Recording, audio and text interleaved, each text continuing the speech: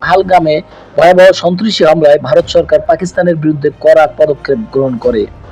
এর মধ্যে রয়েছে পাকিস্তানি নাগরিক of a very important aspect which is related to the ongoing situation, that how India as state is নির্দেশ, involved in Indas পানি undertaking চুক্তি cross-border স্থগিত terrorism. এবং পাকিস্তানি কূটনীতিকদের বহিষ্কার।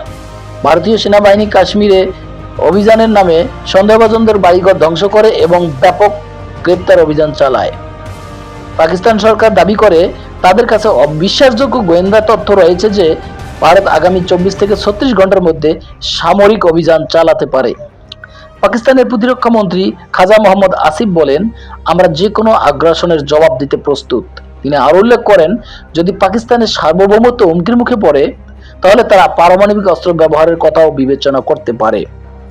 সীমান্তে উভয় দেশের সেনাবাহিনীর মধ্যে গোলাগুলি বিনিময় চলছে, যা পরিস্থিতিকে আরো জটিল করে তুলেছে।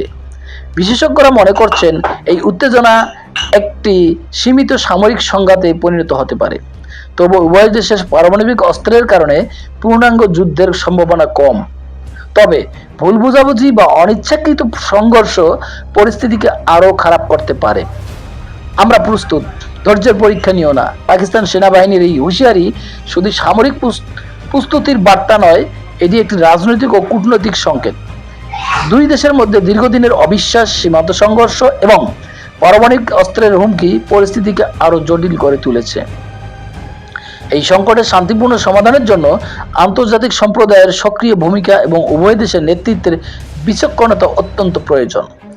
যুক্তরাষ্ট্রের পররাষ্ট্রমন্ত্রী মার্কো রুবিও ভারত ও পাকিস্তানের নেতাদের সঙ্গে পৃথকভাবে কথা বলেছেন এবং উভয় পক্ষকে সংযত থাকার আহ্বান জানিয়েছেন।